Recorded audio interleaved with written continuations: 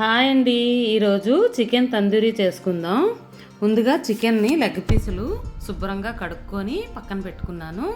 ఇవి ఒక్కొక్క పీసుగాను తీసుకొని దీనికి ఘాట్లు పెట్టుకుందాం. ఇట్లా మసాలా పట్టడం కోసం అని ఇట్లా ఘాట్లు పెట్టుకోవాలన్నమాట.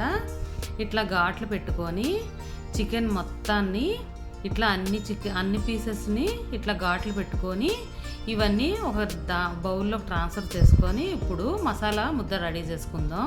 ఒక 3 స్పూన్ల దాకా ధనియాల పొడి వేసుకొని ఒక 4 స్పూన్ల దాకా కారం వేసుకొని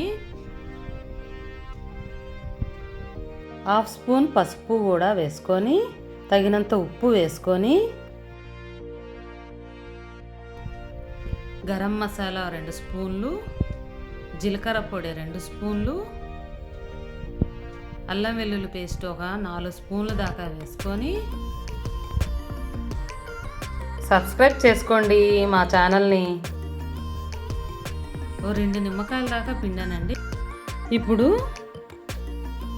ఇట్లా పిండేసుకున్న తర్వాత ఇది కొంచెం కలుపుకొని పక్కన పెట్టుకొని ఇప్పుడు పేస్ట్ రెడీ చేసుకుందాం.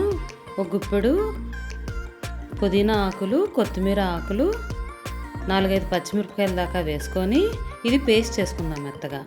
ఈ పేస్ట్ని ఇందాకలు చేసుకున్నాం కదా, అది మసాలా ముద్ద, ఆ ముద్దలో వేసుకొని 2 పావు కప్పు తోటి 2 కప్పులు పెరుగు వేసాను. ఈ మిశ్రమంలోని ఇదంతా ఈ 3ను కలుపుకొని ఇందులో కొంచెం సరిపడగా ఆయిల్ వేసుకొని కలుపుకోవాలన్నమాట. ఇదంతా కలుపుకొని ఈ మసాలా మొత్తం ఒక్కొక్క పీసుకు గాను పట్టించుకోవాలి.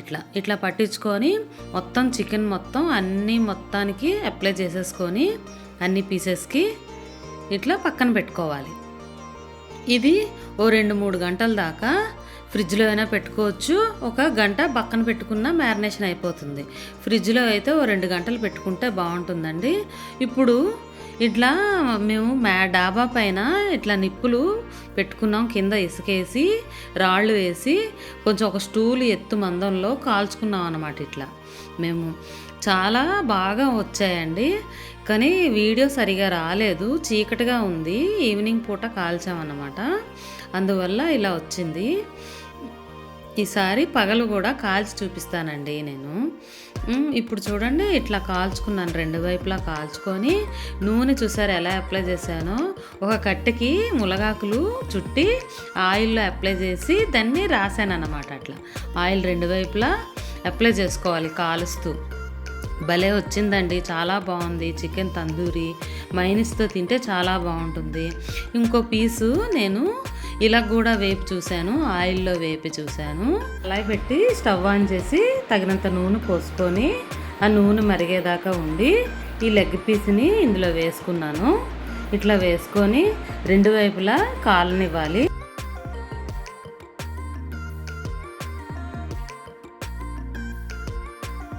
ఇట్లా తిప్పుకొని 2వ వైపు కూడా కాల్చుకుందాం.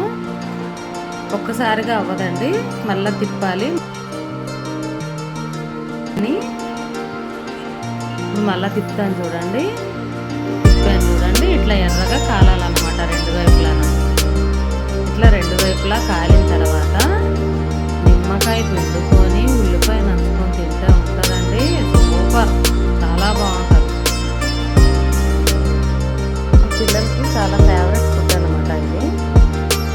అంతేనండి, 2 వైపులా కాల్చుకోవాలి. దాన్ని కొంచెం టిష్యూ పేపర్ మీద వేసుకొని తర్వాత నూనె అంతా పీల్చిన తర్వాత తింటే చాలా బాగుంటుంది.